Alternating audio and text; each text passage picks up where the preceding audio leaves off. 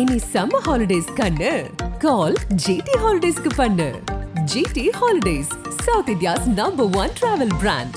John பாண்டியனுடைய அவர் தேர்ந்தெடுத்து கொண்ட வழி அப்படிங்கிறது ஒரு அதிரடியான ஒரு அரசியலாக இருக்கிறது. ஒரு எதிர்வினை அரசியல் அப்படின்னு சொல்லலாம். எதிர்வினைனா என்ன சொல்ல வரீங்க? எதிர்வினைனா வந்து அட்டாக்கிங் பாலிடிக்ஸ். ஆமாம், அடித்தால் திருப்பி அடி அப்படிங்கிற ஒரு அரசியலை தான் ஜான் பாண்டியன் கையில் எடுத்தார் அப்படிங்கிறது எல்லாருக்குமே தெரிஞ்ச ஒரு விஷயம்.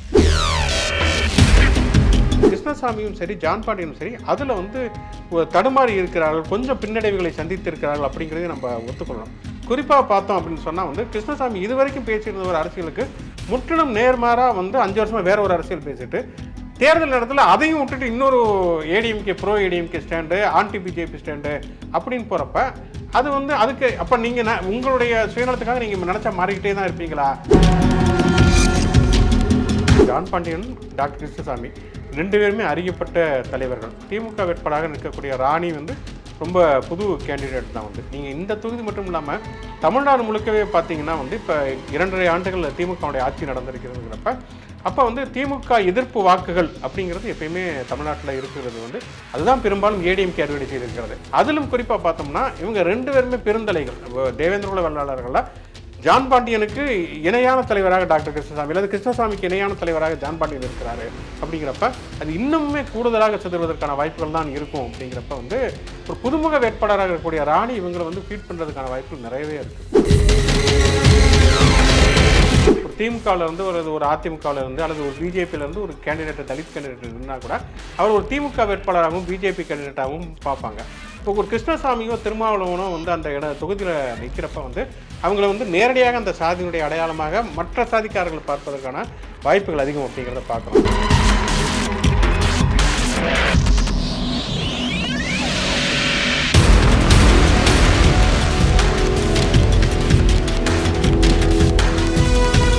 வணக்கம் ஆகாய மெம்பர்களே. தென்காசி தொகுதியில் வெல்ல போவது யார்? கிருஷ்ணசாமிக்கு வாய்ப்பு இருக்கிறதா? இதை பற்றி பேசுவதற்காக பத்திரிகையாளர் சுகுணா திவாகர் இங்கு வந்திருக்கிறார். வணக்கம் திரு சுகுணா திவாகர். வணக்கம். தென்காசி தொகுதி முக்கியமாக ஒரு கவனம் பெற்ற தொகுதியாக இருக்கு. அந்த தொகுதியில் பொறுத்த வரைக்கும் டாக்டர் கிருஷ்ணசாமி போட்டியிடுறாரு. பிஜேபி சார்பாக அந்த அணியில் இருக்கின்ற ஜான் பாண்டியன், திமுக சார்பாக ராணி போட்டியிடுறாங்க. கிருஷ்ணசாமி முக்கியமாக அந்த தொகுதியை முக்கியமாக கவனம் வச்சு பலமுறை போட்டிட்டு இருக்காரு. இந்த தேர்தலில் அவருக்கான வாய்ப்பு எப்படி? கிருஷ்ணசாமினாலே உடனடியாக நினைவுக்கு வரக்கூடிய 2 பேர்கள், ஒன்று ஒட்டப்பிடாரம், இன்னொன்று தென்காசி. சட்டமன்ற தொகுதினா ஒட்டப்பிடாரம், இன்னொன்று தென்காசி என்பது தான் அவருடைய அடையாளமாகவே இருக்கிறது அப்படிங்கிறத நம்ம பார்க்குறோம். இந்த முறையும் அவர் நிற்கிறாரு. கிட்டத்தட்ட வந்து அவருக்கு இணையாக ஜான் பாண்டியன் நிற்கிறார் அப்படிங்கிறத பார்க்குறோம். 2 பேருமே தேவேந்திர வெள்ளாளர்களுடைய தலைவர்களாக இருந்திருக்காங்க. ஆனால் வந்து நம்ம 2 பேர்த்தையுமே நம்ம கம்பேர் பண்ணி பார்க்குறப்ப வந்து ஒரு காலகட்டத்தில் 90s தான் அவங்க 2 பேருமே எமர்ஜ் ஆகி வர்றாங்க. அப்படி வர்றப்ப ஜான் பாண்டியனுடைய அவர் தேர்ந்தெடுத்து கொண்ட வழி அப்படிங்கிறது ஒரு அதிரடியான ஒரு அரசியலாக இருக்கிறது. ஒரு எதிர்வினை அரசியல் அப்படின்னு சொல்லலாம். எதிர்வினைனா என்ன சொல்ல வரீங்க? எதிர்வினைனா வந்து அட்டாக்கிங் பாலிடிக்ஸ். ஆமாம், அடித்தால் திருப்பி அடி அப்படிங்கிற ஒரு அரசியலை தான் ஜான் பாண்டியன் கையில் எடுத்தார் அப்படிங்கிறது எல்லாருக்குமே தெரிஞ்ச ஒரு விஷயம். கிருஷ்ணசாமியை பொறுத்த வரைக்கும் கிருஷ்ணசாமியுடைய அரசியல்லையும் அப்படியான ஒரு அரசியல் இருந்தாலுமே கூட இன்னொரு பக்கம் வந்து ஒரு ஐடியாலஜிக்கல் பாலிடிக்ஸ் அப்படிங்கிறதையுமே அவர் கையில் எடுத்ததையும் நம்ம பார்த்தோம். நம்ம புதிய தமிழகம் கட்சி வந்து கையில் எடுத்தது. ஒரு பக்கம் வந்து பார்த்தோம்னா அம்பேத்கர், பெரியார் இந்த மாதிரியான ஐடியாலஜியை பேசுகிறது. அப்புறம் மற்ற தலித் பார்ட்டிகளோட சேர்ந்து முழுவதுமாக இல்லை அப்படின்னா கூட அப்பப்போ இப்போ பார்த்தோம்னா 1999 நினைக்கிறேன் வந்து மூப்பனார் தலைமையில் 3வது அணி வரப்போ விடுதலை சிறுத்தைகள், புதிய தமிழகம்லாம் சேர்ந்து கூட்டணியில் நின்னது, இந்த மாதிரியான விஷயங்கள்லாம் நடந்தாங்க வந்து. ஆனால் வந்து இப்போ சமீபமாக வந்து அவங்க 2 பேருமே வந்து ஒரு புள்ளியில் ஒன்று இணைஞ்சிருக்கிறாங்க.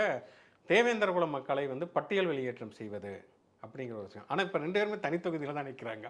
இது ஒரு பெரிய முரண்பாடு அப்படின்னு தான் சொல்ல முடியும். கிருஷ்ணசாமிக்கான டாக்டர் கிருஷ்ணசாமிக்கான வாய்ப்பு எப்படி? ஏன்னா அந்த தொகுதியில் அவருக்கு கணிசமான வாக்குகள் இருக்கு. தென்காசி தொகுதியில் அவருக்கான வாய்ப்புகள் எப்படி இருக்கும்? இல்லை, அதுதான் அவர் இது வரைக்கும் அவர் பண்ணிக்கிட்டு இருக்கிற அரசியலுடைய ஒரு விளைவு. அதுக்கு என்ன மக்கள் மார்க் போடுவாங்க, குறிப்பாக வந்து அந்த சமூகத்து மக்கள் என்ன மார்க் போடுவாங்க அப்படிங்கிறதே இந்த ரிசல்ட்டை நம்ம எடுத்துக்கலாம் அப்படிங்கிற மாதிரி தான் நினைக்கிறேன். ஏன்னா வந்து நம்ம அதிலே சொன்ன மாதிரி டாக்டர் கிருஷ்ணசாமிக்குன்னு ஒரு நீண்ட அரசியல் பாதைங்கிறது இருக்குது. ஆனால் அவர் இதுவரைக்கும் அவர் பண்ணிட்டு இருந்த அரசியல் பாதையில் வந்து முற்றிலுமாக துண்டிச்சுக்கிட்டு தான் கடந்த 5 வருடமாக செயல்பட்டுருக்கிறார். அப்படி எதை வச்சு சொல்கிறீங்க? இல்லை, 2 விஷயம் வந்து ஒன்று வந்து இந்த பட்டியல் வெளியேற்றம் அப்படிங்கிறது ரொம்ப அழுத்தம் அவர் வலியுறுத்தினார். அதுக்கு முன்னால் பார்த்தோம்னா ஒரு தலித் அரசியல், ஒரு அடையாள அரசியல் இந்த மாதிரியான இதில் இருந்துட்டு அதுக்கப்புறம் வந்து அதிலிருந்து வெளியேறுவது அப்படிங்கிற ஒரு விஷயத்தை அவர் முன் வச்சார். அதுக்கு முன்னால் வந்து அம்பேத்கர், பெரியார் இந்த மாதிரியான ஒரு அந்த அடையாளத்தின் அடிப்படையான ஒரு தலித் அரசியல்ங்கிறத 5 வருஷமாக கைவிட்டு முழுக்க வந்து ஒரு இந்துத்துவ அரசியலை தான் அவர் முன் வச்சார்.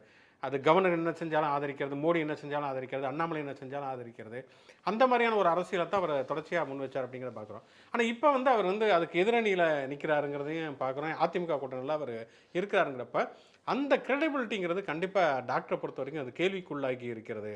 அது வந்து இன்னமும் வந்து அந்த மக்கள் வந்து கிருஷ்ணசாமி மேலே நம்பிக்கை வைத்திருக்கிறார்களா, அல்லது அந்த நம்பிக்கையை அவர் இழந்து விட்டார்கள் அப்படிங்கிறது கண்டிப்பாக அந்த தேர்தல் முடிவுகள் வந்து பிரதிபலிக்கும் தான் நினைக்கிறேன்.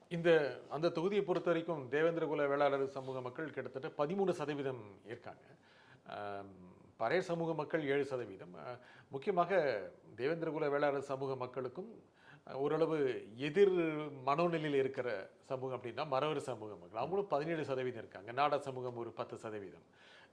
இருந்தாலும் கூட அது ஒரு எஸ்சி தொகுதியாக அது அறியப்பட்டிருக்கு. இதற்கு முன்பு பல தேர்தல்களில் பட்டியலிட சமூகத்தை சேர்ந்த வேட்பாளர்கள் முக்குலத்த சமூகத்தினர் அதிகம் இருக்கும் இடங்களில் போவது கூட சிரமம் அப்படின்னு பல சமயங்களை நம்ம கேள்விப்பட்டிருக்கோம். இன்னும் கூட முழுக்க மாறிடுச்சாங்கிறது இந்த தேர்தலில் தெரியல. முக்கியமாக தேவேந்திரகுல வேளாளர், ஏன்னா அவங்க வந்து தேவேந்திரகுல வேளாளர் என்று அறியப்படணும்னு சொல்லி அதை கடந்த தேர்தலை வாங்கவும் செஞ்சாங்க. அந்த சமூக மக்களுடைய வாக்கு முக்கியமாக அந்த அந்த பிளாக் வந்து யார் பக்கம் போகும்னு நினைக்கிறீங்க? ஏன்னா டாக்டர் கிருஷ்ணசாமி நிற்கிறாரு, ஜான் பாண்டியன் நிற்கிறாரு, திமுக வேட்பாளரும் ராணி நிற்கிறாங்க. அந்த ஓட்டு பிரிஞ்சதான் என்ன ஆகும்?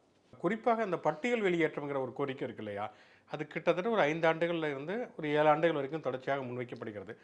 அது வந்து தேவேந்திரகுல மக்களுடைய எல்லாராலும் ஏற்றுக்கொள்ளப்பட்ட கோரிக்கைகள் அப்படின்னு சொல்லி தான் கிருஷ்ணசாமி தொடர்ச்சியாக சொல்லுகிறார்.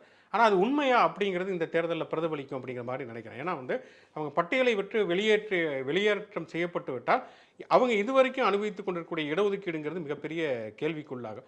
அந்த இடஒதுக்கீடு போனால் கூட பரவாயில்லை அப்படிங்கிறது கிருஷ்ணசாமியுடைய நிலைப்பாடாக இருக்கிறது. அப்படி இருக்கிறப்ப அதை வந்து மக்கள் ஏற்றுக்கிறாங்களா? கள நிலவரம் என்னவாக இருக்கிறது? நீங்கள் தலைமை பேசுவதை மட்டுமே வச்சு நம்ம ஒரு கள நிலவரத்தை கணித்து விட முடியாது. உண்மையிலே வந்து அந்த அந்த இடஒதுக்கீடுடைய சலுகையை அனுபவிக்கக்கூடியவர்களாக அந்த மக்கள் இருக்கிறார்கள் என்பதை பார்க்குறோம். இன்னும் சொல்லப்போனால் வந்து 90களில் வந்து அடித்தால் திருப்பி அடி அப்படிங்கிற ஒரு நிலைமை உருவாவதற்கு மிக முக்கியமான காரணம் என்னென்னா, இடஒதுக்கீடு மூலம் படித்து வந்த ஒரு தலைமுறை தான் வந்து அந்த ஒரு எதிர்வினையை செலுத்துகிறார்கள். நம்ம வந்து படித்து வந்து விட்டோம், நம்முடைய அப்பா இன்னும் அந்த சாதி தொழிலை வந்து செய்யக்கூடாது, அந்த இழிவிலிருந்தவர்கள் வெளியேற வேண்டுங்கிறப்ப அதுக்கு ஆதிக்க சாதிகளை அனுமதிக்கலை. அப்போ அந்த முரண்பாடுகள் தான் உங்களுக்கு வந்து தென் மாவட்டங்களில் வன்முறையாக வெடித்தது அப்படிங்கிறத பார்க்குறோம். அப்போ வந்து அந்த இடஒதுக்கீடுங்கிறது அதுக்கு ஒரு காரணமாக இருக்கிற பொழுது அதை விட்டு வெளியேறி விட்டோம்னு சொன்னால் அது வந்து ஒரு ஒட்டுமொத்தமாகவே பல தலைமுறைகளை பாதித்து விடாதா அப்படிங்கிற கேள்வி கண்டிப்பாக இருக்கிறது. இது வந்து வெளியில இருந்து மற்றவங்க விவாதிக்கிறது வேற, அந்த மக்கள் என்ன நினைக்கிறாங்கிறத மிக முக்கியமான ஒரு விஷயம். ஒரு வெற்றி தோல்வி நிர்ணயிச்சிருமா? ஏன்னா அந்த அந்த மக்கள் என்ன கடந்த தேர்தலில் அவர் தோல்வியுற்றாலும் கூட தொடர்ந்து அதே தான் சொல்லிட்டு இருக்கிற பட்டியலில் இருந்து வெளியே வந்தால் இன்னும் கூட முன்னேற்றம் சாத்தியம்னு அந்த சமூக மக்கள் ஏற்றுக்கிறாங்களே. ஜான் பாண்டியன் அதை தானே சொல்கிறாரு. ஜான் பாண்டியனும் அதை தான் சொல்கிறார். அதை தான் சொல்கிறேன். இந்த இதில் இருக்கக்கூடிய முரண்பாடுகள் என்னென்னா, நீங்கள் வந்து இடஒதுக்கீடு அப்படிங்கிறது மிக முக்கியமான ஒரு விஷயம், அதுவே தேவையில்லை, நாங்கள் வந்து அந்த பட்டியலை விட்டு வெளியேறி விடலாம் சொல்லிட்டு சொல்லக்கூடிய 2 தலைவர்களுமே அப்படியே நீங்கள் பொது தொகுதியில் நிற்கலாம்ல. முன்னுதாரணமாக நீங்கள் பொது தொகுதியில் நீங்கள் திருப்பி மறுபடி தனித்தொகுதி என்பது இடஒதுக்கீடு தானே, அங்கே தான் போய் 2 தலைவர்களும் நிற்கிறாங்கிறப்ப அப்போ தான் அந்த அந்த ஒரு நம்பகத்தன்மை அப்படிங்கிறது கேள்விக்குள்ளாகிறது. இன்னொன்று பார்த்தோம்னா வந்து இன்னொரு பக்கம் இவங்களுக்கு சமமாக பார்த்தோம்னா இன்னொரு பக்கம் திருமாவளவன் எடுத்துக்குவோம். வந்து திருமாவளவனுக்குன்னு ஒரு அரசியல் ஜர்னி இருக்கிறது. அவர் வந்து ஒரு கன்சால்டேட் பண்ணி அவர் வந்து படையின மக்களை கன்சால்டேட் பண்ணி விடுதலை சிறுத்தைகள் ஒரு கட்சியை வந்து உருவாக்கி வைத்திருக்கார். அவருக்குமே வந்து நிறைய பின்னடைவுகள்லாம் இருக்குது. இப்போ வந்து தேர்தல் கூட்டத்திலே பார்த்தோம்னா அவங்க 3 சீட்டு கேட்குறாங்க, ஆனால் வந்து 2 சீட்டு தான் கிடைக்கிறது. இந்த மாதிரியானதாக இருந்தாலுமே கூட அவங்க வந்து ஒரு கன்சால்டேட் பண்ணுறது அப்படிங்கிற திருமாவளவன் ஓரளவுக்கு வெற்றி பெற்று இருக்கிறார். இன்னொன்று வந்து அவர் வந்து தன்னுடைய சாதியை தாண்டி மற்ற சாதிகளிடம் வந்து ஆதரவாளர்கள் இருப்பது அப்படிங்கிறதுலையுமே ஓரளவுக்கு வெற்றி பெற்றிருக்காரு அப்படிங்கிறத பார்க்குறோம். ஆனால் வந்து கிருஷ்ணசாமியும் சரி ஜான் பாண்டியனும் சரி அதில் வந்து தடுமாறி இருக்கிறார்கள், கொஞ்சம் பின்னடைவுகளை சந்தித்திருக்கிறார்கள் அப்படிங்கிறதையும் நம்ம ஒத்துக்கொள்ளணும். குறிப்பாக பார்த்தோம் அப்படின்னு சொன்னால் வந்து கிருஷ்ணசாமி இதுவரைக்கும் பேசியிருந்த ஒரு அரசியலுக்கு முற்றிலும் நேர்மாறாக வந்து 5 வருஷமாக வேற ஒரு அரசியல் பேசிட்டு தேர்தல் நேரத்தில் அதையும் விட்டுட்டு இன்னொரு ADMK bro ADMK stand, anti BJP stand அப்படின்னு போகிறப்ப அது வந்து அதுக்கு அப்போ நீங்கள் உங்களுடைய சுயநலத்துக்காக நீங்கள் நினச்சா மாறிக்கிட்டே தான் இருப்பீங்களா? ஆனால் பாதிக்கப்பட்ட நாங்கள் மட்டும் வந்து உங்கள் பின்னால் வந்துட்டு இருக்கிற இடஒதுக்கீட்டையும் விட்டுட்டு நாங்கள் வந்து உங்கள் பின்னால் வரணுமா அப்படிங்கிற கேள்வி அந்த மக்களுக்கு எழுந்ததுன்னு சொன்னால் அது வந்து தேர்தலுடைய வெற்றி தோல்விகளை பாதிக்கத்தானே செய்யும். முக்கியமாக கடந்த தேர்தலில் பாஜக அதிமுக கூட்டணி தான் நின்னார் கிருஷ்ணசாமி, டாக்டர் கிருஷ்ணசாமி. ஆனால் திமுக கூட்டணி வேட்பாளர் தனுஷ்குமார் ஜெயிச்சார். இருந்தாலும் கூட இப்போ 3 அணிகளாக நிற்கிறாங்க. 3 அணியாக நிற்கிறதுனால ஏதோ ஒரு அணி வாக்கு பிரிச்சதுன்னா யாருக்கு சாதகமாக இருக்கும்? திமுகவுக்கு தான் சாதகமாக இருக்குமா, இல்லை டாக்டர் கிருஷ்ணசாமி அல்லது ஜான் பாண்டியன் இவங்களுக்கு சாதகமாக இருக்க வாய்ப்பு இருக்கா? இல்லை, இப்போ வந்து இவர் ஜான் பாண்டியன், டாக்டர் கிருஷ்ணசாமி 2 பேருமே அறியப்பட்ட தலைவர்கள். திமுக வேட்பாளராக நிற்கக்கூடிய ராணி வந்து ரொம்ப புது கேண்டிடேட் தான். வந்து நீங்கள் இந்த தொகுதி மட்டும் இல்லாமல் தமிழ்நாடு முழுக்கவே பார்த்தீங்கன்னா வந்து இப்போ 2.5 ஆண்டுகள் திமுகவுடைய ஆட்சி நடந்திருக்கிறதுங்கிறப்ப அப்போ வந்து திமுக எதிர்ப்பு வாக்குகள் அப்படிங்கிறது எப்பயுமே தமிழ்நாட்டில் இருக்கிறது வந்து அதுதான் பெரும்பாலும் ஏடிஎம்கே அறுவடை செய்திருக்கிறது. அதைத்தான் இப்போ நாம் தமிழர் கட்சியும் சரி பிஜேபியும் சரி அறுவடை செய்ய வேண்டும் அப்படின்னு பார்க்குறாங்க. ஆனால் இது வந்து தனித்தனியாக இப்படியான அறுவடைகள் பண்ணுறப்ப வந்து அந்த எதிர்ப்பு ஓட்டுகள்ங்கிறது சிதறுவதற்கான வாய்ப்புகள் நிறைய இருக்கிறது. இன்னொன்று ஆளுங்கட்சிக்கு எதிர்ப்பு ஒரு அதிருப்தி வாக்குகள்ங்கிறது எப்பயுமே இருக்கும். அப்படி இருக்கக்கூடிய சூழலில் ஏடிஎம்கே பிஜேபி ரெண்டுமே ஸ்பிரிட்டாகி நிற்கிறப்ப தமிழ்நாடு முழுக்கவே வந்து இந்த ஓட்டுகள் சிதறுவதற்கான வாய்ப்புகள் நிறையவே இருக்கிறது. அதிலும் குறிப்பாக பார்த்தோம்னா இவங்க 2 பேருமே பெருந்தலைகள். தேவேந்திரகுல வேளாளர்களில் ஜான் பாண்டியனுக்கு இணையான தலைவராக டாக்டர் கிருஷ்ணசாமி அல்லது கிருஷ்ணசாமிக்கு இணையான தலைவராக ஜான் பாண்டியன் இருக்கிறாரு. அப்படிங்கிறப்ப அது இன்னுமே கூடுதலாக சிதறுவதற்கான வாய்ப்புகள் தான் இருக்கும். அப்படிங்கிறப்ப வந்து ஒரு புதுமுக வேட்பாளராக இருக்கக்கூடிய ராணி இவங்களை வந்து ஃபீட் பண்ணுறதுக்கான வாய்ப்புகள் நிறையவே இருக்குது. ஆனால் அந்த மாதிரி சூழ்நிலை இருக்கும் பொழுது ஒரு பேக்ரவுண்ட் அண்டர்ஸ்டாண்டிங்கில் யாரோ ஒருத்தர் வெல்வதற்கான ஒரு ஒரு பின்னணி ஒப்பந்தம் ஏற்க வாய்ப்பு இருக்குன்னு நினைக்கிறீங்களா? இல்லை, கண்டிப்பாக இருக்காது. ஏன் அதை சொல்ல வரேன் அப்படின்னு சொன்னால், நான் சொன்னேன் இல்லையா 90களில் இவங்க 2 பேரும் எமர்ஜ் ஆகி வந்தாங்கன்னா அந்த 90களில் இருந்தே இவங்க 2 பேருமே எதிரும் புதிருமாக இருந்திருக்கிறார்கள் அப்படிங்கிறதா உண்மை. இன்னும் சொல்ல போனோம்னா வந்து இப்போ வந்து கிருஷ்ணசாமி வெர்சஸ் திருமாவளவன் அப்படிங்கிற ஒரு அரசியல் நிலைப்பாடு இருக்கிறது. அதே மாதிரி வந்து கிருஷ்ணசாமி வெர்சஸ் வந்து ஆதிக்க சாதி தலைவர்கள் இப்படியான ஒரு ஒரு ஒரு களம் இருப்பதை போல கிருஷ்ணசாமி வெர்சஸ் ஜான் பாண்டியன்கிறதும் தொடர்ச்சியாகவே இருந்து கொண்டிருக்கிற ஒன்றாகத்தான் இருக்கிறது. கிருஷ்ணசாமியும் திருமாவளவனும் கூட ஒரு மேடையில் ஏறிடுவாங்க. ஆனால் கிருஷ்ணசாமியும் ஜான் பாண்டியனும் ஒரு மேடையில் ஏறுவதுங்கிறது கிட்டத்தட்ட சாத்தியமே இல்லாத ஒன்று. ஏறி இருக்காங்க, கடந்த தேர்தல் ஏறி இருக்காங்க. இல்லை, அதுதான் அது அப்பப்போ இருக்கக்கூடிய ஒரு சின்ன சின்ன சமரசங்கள் இருப்பாங்களே தவிர அந்த 2 பேருக்கும் இருக்கக்கூடிய ஈகோங்கிறது வந்து அவங்களை வந்து ஒன்றாக இணைந்து பயணிப்பது அப்படிங்கிறது ரொம்ப ரொம்ப சாத்திய குறைவு அப்படின்னு தான் சொல்ல முடியும். முக்கியமாக அவர்களை ஜாதிய தலைவர்களை சுருக்க முடியாது. ஏனென்றால் அவர்கள் தமிழ்நாடு சார்ந்த பல அம்சங்கள் நீங்களே சொன்ன மாதிரி டாக்டர் கிருஷ்ணசாமி ஒரு ஐடியாலஜிக்கலாக கருத்தில் ரீதியான அமைப்புகளையும் சிந்தனைகளையும் அவர் பிடிச்சிருக்கிறாரு. ஆனால் இந்த தேர்தலை பொறுத்த வரைக்கும் அந்த தொகுதியில் நான் முதலே சொன்ன மாதிரி தேவேந்திரகுல வேளாளர் சமூகத்தினர் ஒரு 13%, பறையர் சமூகத்தினர் 7% இருக்காங்க. மற்ற சாதியினர் அவங்களும் இருக்காங்க. அவங்க என்ன நிலைப்பாட்டு எடுப்பாங்க? ஏன்னா அவங்க வந்து திமுக அல்லது வந்து புதிய தமிழகம், ஜான் பாண்டியனுடைய கட்சி இந்த மாதிரி வேறுபாடு பார்ப்பாங்கன்னு நினைக்கிறீங்களா, இல்லை இந்த தேர்தலை அவங்களுக்கு ஒரு ஸ்டாண்ட்ஸோட பார்ப்பாங்கன்னு நினைக்கிறீங்க? இல்லை, பொதுவாக வந்து இப்போ இந்த தனித்தொகுதி அப்படிங்கிறக்கூடிய ஒரு சிக்கலை என்னென்னா, அந்த தனித்தொகுதி அப்படின்னா வந்து தலித் மக்கள் பெரும்பான்மையாக இருக்கக்கூடிய தொகுதி அப்படின்னு சொல்லிட முடியாது. வந்து நீங்கள் சொன்னது மாதிரி வந்து எங்கேயுமே அந்த ஈக்குவேஷன் இருக்கும். அதாவது கடைசியில் போய் பார்த்தீங்கன்னா தலித்துகளோட தலித் அல்லாதவரோட எண்ணிக்கை தான் பெரும்பான்மையாக இருக்குது. இது வந்து தனித்தொகுதியில் இருக்கக்கூடிய ஒரு சிக்கல். இது பூனா ஒப்பந்தத்தில் இருந்தே வரக்கூடிய ஒரு நடைமுறை சிக்கல்கள். இதில் என்னென்னா வந்து நீங்கள் ஒரு கட்சியினுடைய ரெப்ரசன்டேட்டிவாக பார்ப்பதற்கும் ஒரு தலித் மூவ்மெண்ட்டுடைய ரெப்ரசன்டேட்டிவாக பார்க்குறதுக்கும் இடையில நிறைய வித்தியாசங்கள் இருக்கிறதுங்கிறத நம்ம பார்க்குறோம். இப்போ ஒரு திமுகவிலேருந்து ஒரு அதிமுகவிலேருந்து அல்லது ஒரு பிஜேபியிலேருந்து ஒரு கேண்டிடேட் தலித் கேண்டிடேட் நின்னா கூட அவர் ஒரு திமுக வேட்பாளராகவும் பிஜேபி கேண்டிடேட்டாகவும் பார்ப்பாங்க.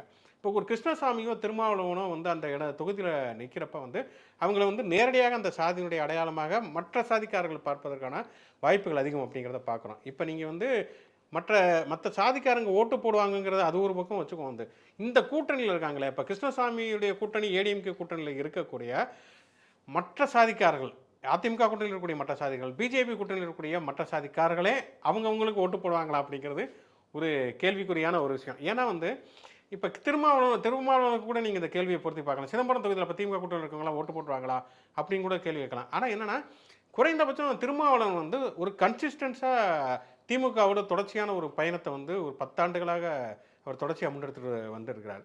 ஆனால் இவங்க 2 பேரும் அப்படி நீங்கள் சொல்லவே முடியாது. கிருஷ்ணசாமி வந்து ஏடிஎம்கேவோட அவ்வளவு நெருக்கமாக இல்லை, ஆனால் பிஜேபியை சப்போர்ட் பண்ணியும் பேசுகிறார். ஆனால் இப்போ அவர் பிஜேபி கூட்டணியிலுமே இல்லை அப்படிங்கிற ஒரு சிக்கல் இருக்கிறது வந்து. இப்போ ஜான் பாண்டியன் அப்படின்னா வந்து ஜான் பாண்டியனுக்கு வந்து பிஜேபி இது வரைக்கும் என்ன முக்கியத்துவம் தந்திருக்கிறது அப்படிங்கிற கேள்வியுமே வந்து ஒரு பக்கம் இருக்குது. கிருஷ்ணசாமிக்கு தந்த முக்கியத்துவம் கூட பெரிய அளவில் ஜான் பாண்டியனுக்கு பிஜேபி தரலை அப்படிங்கிறப்ப அப்போ பிஜேபியில் இருக்கக்கூடிய மற்ற அணிகள் ஜான் பாண்டியனோட ரொம்ப இணக்கமாக இருப்பாங்களா அங்கே அப்படிங்கிற கேள்வியுமே இருக்குது. கிருஷ்ணசாமி ஏன் பிஜேபி அணி தேர்ந்தெடுக்காம அதிமுக அணி தேர்ந்தெடுத்தார்? இல்லை, அவரை பொறுத்த வரைக்கும் வந்து அவருடைய களநல யதார்த்தத்தின்படி வந்து அதிமுக என்பது ஒரு வலிமையான ஒரு கூட்டணி. பிஜேபியோடு ஒப்பிடும்போது அதிமுக ஒரு வலிமையான கட்சி.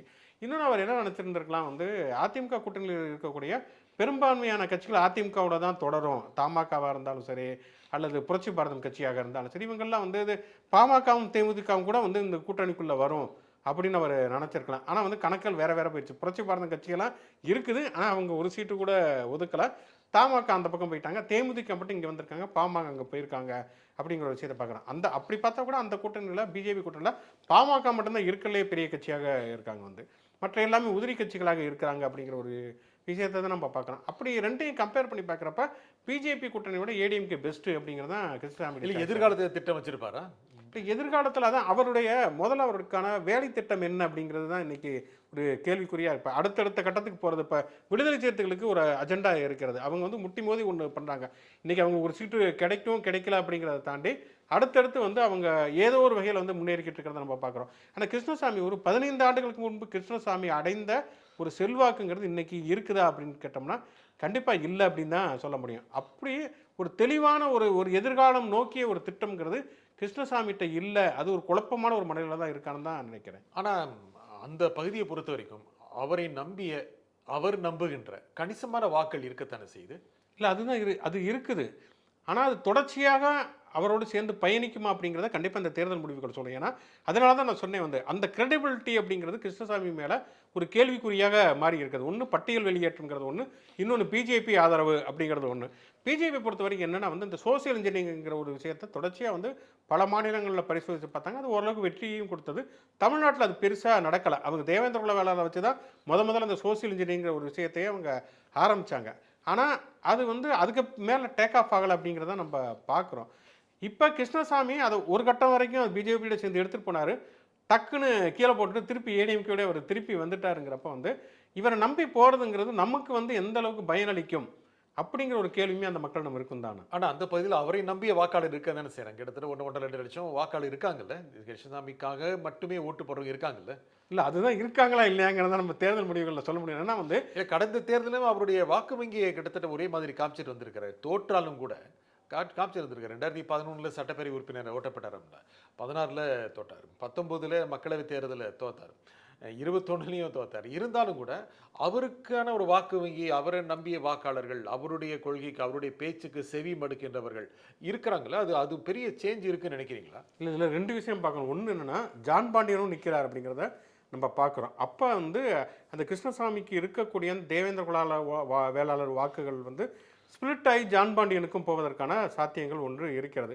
இன்னொன்று அப்படியான வாக்குகளை மறுபடி பெற்றாலுமே கூட வெற்றி ஃபைனல்ங்கிறது உங்களுக்கு வெற்றி தானே. இப்போ வெற்றியா தோல்வியாங்கிறதா வந்து நீங்கள் எவ்வளவு வாக்குகள் வாங்கினாலும் இப்போ நாம் தமிழர் கட்சி வந்து ஒவ்வொரு தேர்தலுமே தான் அது வாக்கு வங்கி அதிகரிச்சுக்கிட்டே தான் போகுது. வாக்கு சதவீதம் 7% வச்சுருக்கிறாங்க அவங்க.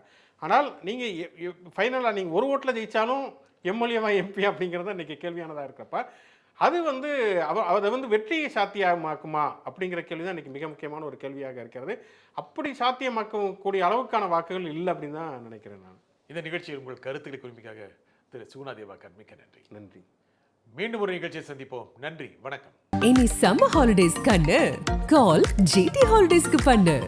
GT holidays, south India's number 1 travel brand.